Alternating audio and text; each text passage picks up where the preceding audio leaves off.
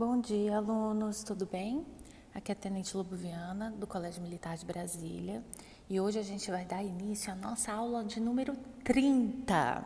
Ou seja, já errei aí no slide, peço desculpas pela contagem, mas é a nossa aula de número 30, que a gente vai continuar falando sobre Charles Taylor, que foi a nossa aula da semana passada. Na semana passada eu comecei a falar para vocês então sobre essa teoria contemporânea do Charles Taylor, um filósofo canadense, que vai falar sobre a ética da autenticidade, onde ele vai falar que todo indivíduo, todos os seres humanos têm uma forma de ser humano. Todos os indivíduos, eles buscam uma originalidade, um modo próprio de ser, um modo próprio de se expressar. E essa forma de expressão, ela pode ser muito positiva, justamente por causa dessa valorização das diferenças, dessa possibilidade de cada um inventar para si, de cada um decidir por si aquilo que deseja, expressar suas vontades, as suas opiniões. Porém, como a gente falou na semana passada, isso também pode ter aspectos negativos. Então, só para a gente rememorar um pouquinho, na semana passada a gente falou sobre essa ética da autenticidade em Charles Taylor. A partir dessa ética da autenticidade, a gente falou sobre originalidade, essa forma original de cada indivíduo se expressar. Então, a gente também vai ter esse caráter do expressivismo, tá bem? Essa expressão do ser humano, essa expressão do ser humano, como o ser humano se comporta no mundo, como ele demonstra as suas ações. Então, na semana passada, a gente falou dos 3 males da modernidade, As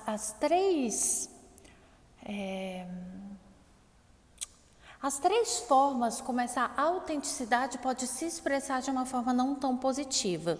Então, eu falei para vocês sobre essa questão do individualismo, porque quando cada ser humano descobre como quer ser humano, e aí vamos sempre fazer esse joguinho de palavras para a gente tentar expandir essa compreensão.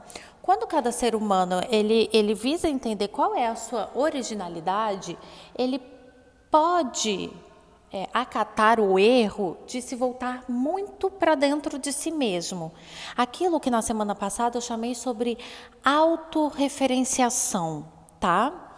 Então, o individualismo seria um desses males da sociedade. Seres humanos que olham tão somente para si, seres humanos que contemplam somente a si, seres humanos que só percebem a si mesmos. Aquela questão um pouco do narcisismo exacerbado. E aí eu falei para vocês também sobre o problema da razão instrumental, que reduz tudo ao cálculo utilitarista da eficácia máxima e da produtividade exponencial. Essa razão instrumental aqui, vocês vão precisar lembrar um pouquinho sobre a escola de Frankfurt, que vai apresentar justamente essa ideia da razão instrumental. Essa razão que é voltada para a técnica, que é voltada para o mundo do trabalho, que é voltado para um objetivo específico, esse objetivo de produzir algo, de ser eficaz, de criar uma mercadoria. E aí, quando eu reduzo tudo a uma razão instrumental, eu começo a tratar outros seres humanos que possuem as suas identidades, as suas expressões de desejos e de vontades, as suas autenticidades em objetos. Ou seja, a tendência, quando eu reduzo tudo a esse cálculo de eficácia máxima e de produtividade exponencial, é que eu comece a utilizar outros seres humanos como objetos, como mercadorias. Eu começo a não pensar o ser humano como um fim em si mesmo, mas como um meio para eu alcançar aquilo que eu desejo. Correto? Então, você vê que esses mal-estares da sociedade, esses males, como que eu posso? Eles se enredam, né? Porque justamente por eu ser individualista, por eu me tornar individualista e não conseguir mais enxergar o mundo como um todo, porque eu estou o tempo todo olhando tão somente para mim, para o meu particular, para o meu individual, é que eu começo a desconsiderar a humanidade do outro e a objetificá-lo, subjetificar. E aí, a partir dessa ideia, né, do individualismo narcisista e da razão instrumental, eu vou ter essa alienação da esfera pública, representada como a consequência política dos dois anteriores, em que o mundo se tornou centralizado e burocrático. Então, na aula da semana passada, eu apresentei isso aqui para vocês como um despotismo suave. Justamente porque o mundo político, ele começa a ter pessoas que não querem participar do mundo político, né? Pessoas que se eximem da sua participação na coletividade porque estão muito voltadas para si mesmas, porque estão muito voltadas para eficácia, para produção exponencial, e ele se torna cada vez mais burocrático. Eu vou perdendo a autenticidade do coletivo, eu vou perdendo essa originalidade do coletivo. E aí eu falei também para vocês que a tendência, então, é do Estado se tornar muito paternalista. Eu ia falar patriarcal de novo, é paternalista, né? Porque, então, já que as pessoas, elas estão abrindo mão de participar da coletividade, eu tenho um Estado que cada vez mais vai me dar aquilo que o Estado quer me dar, né? Me oferecer aquele mínimo, me oferecer aquelas condições que o Estado visa como produtivo, e as pessoas, elas se eximem cada vez mais de participar. Então é como se fosse uma bola de neve. Então aqui, essa teoria do Charles Taylor, essa ética da autenticidade, ela vai ser uma crítica contemporânea, e ela vai criticar bastante essa ideia do liberalismo. Porque o pressuposto básico da filosofia política do liberalismo é justamente em afirmar que as pessoas são livres para perseguirem suas próprias concepções do bem. Só que nessa coletividade que a gente vive, e eu também já tinha falado para vocês que uma das características que marca o pensamento de Charles Taylor é o multiculturalismo, os cidadãos professam uma diversidade de formas de vida. O respeito pelo indivíduo como ser moral significa aceitar o princípio ético e político de que ele é uma pessoa plenamente livre para julgar o que considera essencial para a sua vida, na medida que está em melhor posição para conhecer e seguir o seu próprio bem. Então aqui a gente começa a ver que dentro dessa ideia de que as pessoas são livres para perseguirem suas próprias concepções de bem, eu preciso também ligar essa ideia à ideia de que os seres humanos também têm total capacidade de utilizarem a razão e escolher o que é o bem, o que é o mal, da forma mais autônoma possível, tá? De uma forma autêntica. Se eu tiro essa autenticidade do ser humano, eu começo a ver que esse liberalismo ele vai ter aí algumas dificuldades, algumas deficiências. Então, mesmo dentro dessa ideia de que as pessoas são livres para perseguirem suas próprias concepções de bem, eu preciso ainda reafirmar que a nossa sociedade é pluralista. de que essas várias concepções de bem, elas são diversas, elas são diferentes e que dentro dessas concepções eu vou precisar que o homem tenha originalidade, mas sobretudo responsabilidade moral e ética de escolher o que é próprio e o que é impróprio.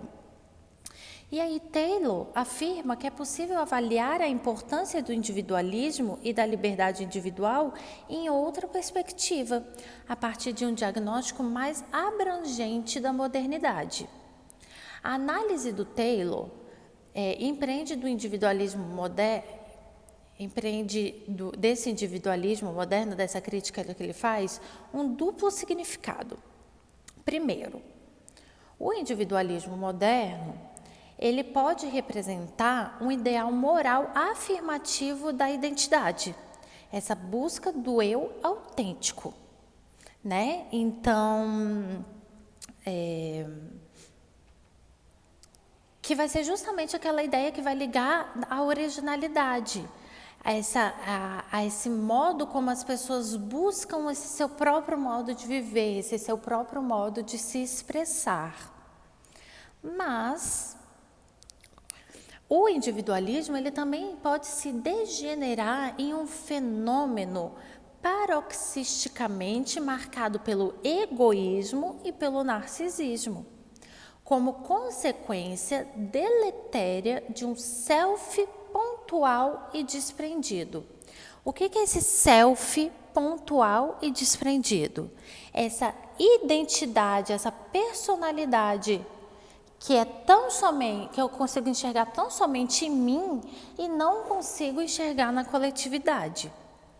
Então, essa forma degenerada do individualismo considera o ser humano como uma entidade individual, desprendida, cujos atributos fundamentais, reflexão, interioridade e liberdade, propiciam uma abordagem filosófica e científica do sentido de um eu moderno na sua radical autorreferencialidade. Então, traduzindo aqui para vocês, eu quis colocar esse texto um pouquinho mais complexo justamente para a gente ir tirando, né, as informações de dentro dele.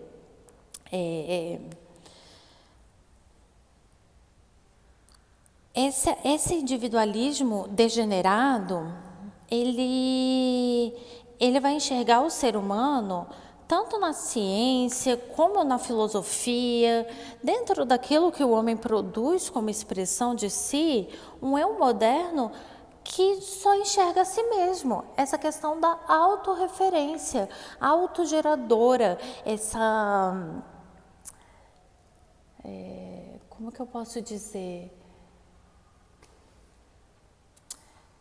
Essa autonomia que exclui o homem. Aquilo que eu também já falei para vocês, que vai fazer da sociedade uma sociedade atomizada, tá? Porque aqui eu começo a ver que essa questão da autonomia, ela pode ser interpretada de diferentes formas, né? Eu sou autônomo porque eu posso pensar sozinho, porque as minhas ideias são derivadas da minha própria razão, da minha própria capacidade de discernir o bem do mal, ou eu posso ser autônomo porque eu me excluo da vida, né? Porque eu me excluo da convivência com os outros. Então, o que Charles Taylor está propondo aqui é essa indagação do que seria essa autonomia. Porque quando a gente viu essa questão da autonomia lá em Kant, a gente viu a autonomia com uma denotação completamente positiva. O homem que é autônomo é aquele que não segue tão somente as regras, né? Aquele que não precisa de regras tão somente externas para fazer o que é certo, porque ele sozinho pode discernir essa ação ética e moral. E aqui Taylor ele apresenta então uma outra questão. A autonomia não se dá também porque eu me excluí da convivência com os meus pares?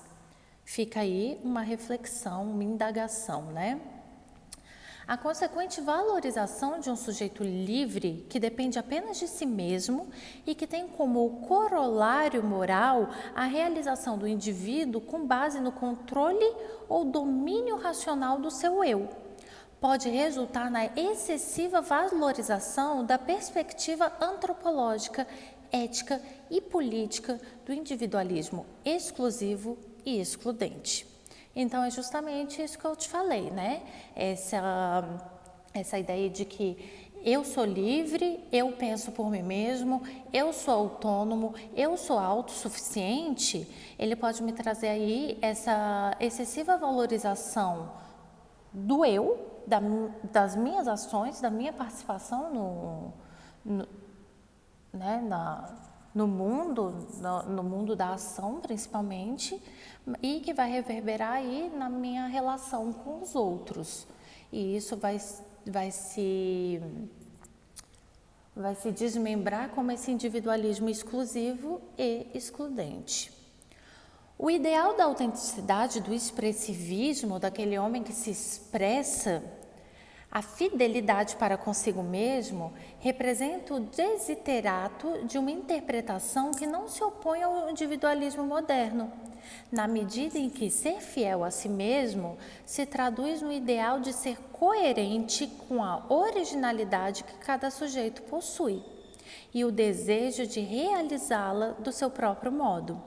Por isso mesmo, a liberdade representa um valor altamente significativo para a consecução desse fim.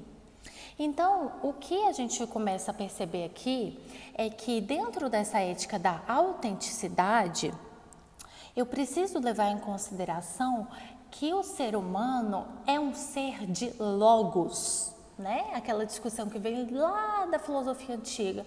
O ser humano ele é capaz de diálogo, de discutir, de expressar em palavras, expressar esse expressivismo, expressar suas vontades, os seus desejos, de colocar em pauta isso na coletividade, porque é justamente dessa troca que o diálogo permite que o ser humano ele pode participar do mundo coletivo.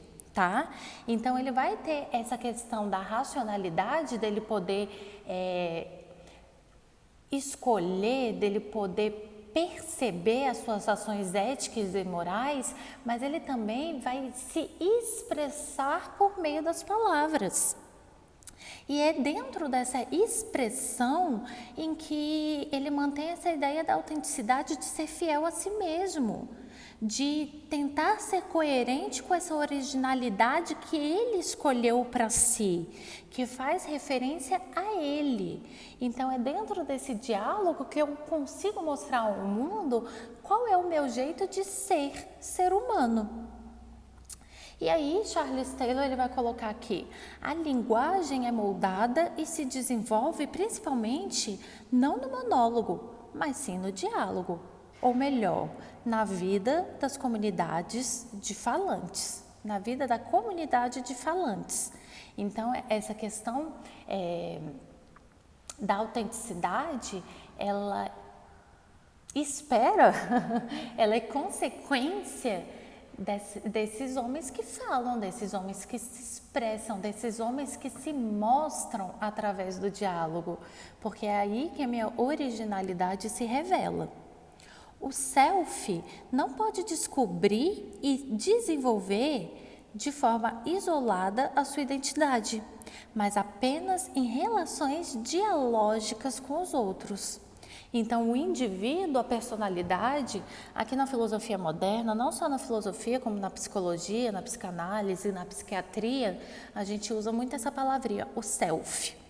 Né, que vai dizer aí o indivíduo, a personalidade, ela não se desenvolve de forma isolada, ela não se constrói sozinha, mas ela precisa dessa relação com os outros, e na medida em que ela se expressa e reconhece a expressão dos outros. Não podemos compreender a vida humana simplesmente em termos de sujeitos individuais que criam representações por aí e respondem aos outros. E não podemos, porque grande parte da ação humana só ocorre na medida que o agente se compreende como parte integrante de um nós e, como tal, se constitui a si mesmo. Então, aqui, Taylor ele vai falar justamente, ele vai começar a apresentar essa ideia de que o individualismo é diferente do egoísmo, né? Porque até para eu me criar como um sujeito individual, eu preciso perceber que eu estou num coletivo, eu sou parte integrante de um todo. E a partir dessa noção de que eu sou parte de um nós, de um corpo maior, é que eu consigo me constituir a mim mesmo. Enquanto eu só sobrevivo no egoísmo, eu não consigo perceber esse todo e, portanto, eu não consigo me perceber de forma completa. Porque a minha expressão, a minha construção depende de onde eu estou inserido, dessas trocas que eu faço com o coletivo. E aí, a linguagem expressa o diferente e o sempre novo, e por isso autêntico e não alguma suposta instância abstrata, absoluta ou objetiva. Então, é a linguagem que vai expressar o meu ser autêntico, o meu ser original, esse meu ser de livre opinião, né? A minha autenticidade baseada na livre opinião, ela vai depender desse ser de linguagem que eu sou, desse ser que se expressa, que coloca no coletivo os seus desejos e as suas vontades. Educar com autenticidade é dar voz ao ser humano e cultural, né? ao ser que está colocado nesse multiculturalismo, por aquilo que são e se constituem enquanto se manifestam. Então vejam que o tempo todo Taylor está tentando mostrar como que essa autenticidade ela é um contraponto àquela ideia do individualismo voltado para o narcisismo, aquele individualismo que é autorreferencial, que busca tão somente a si mesmo. Instrumentalizar a linguagem é instrumentalizar o humano e o cultural. Contudo, a autenticidade requer que o humano e o cultural sejam um ponto de partida, que sejam tratados como fim e nunca como meio. Então, para a gente finalizar aqui, instrumentalizar a linguagem, que é a forma do homem se expressar, do homem se colocar no mundo, é justamente começar a objetificar os seres humanos, né? A partir do momento que eu burocratizo as ações do homem, a partir do momento que eu burocratizo as suas manifestações, a partir do momento que eu só espero produtividade, eficácia, a máxima produção, eu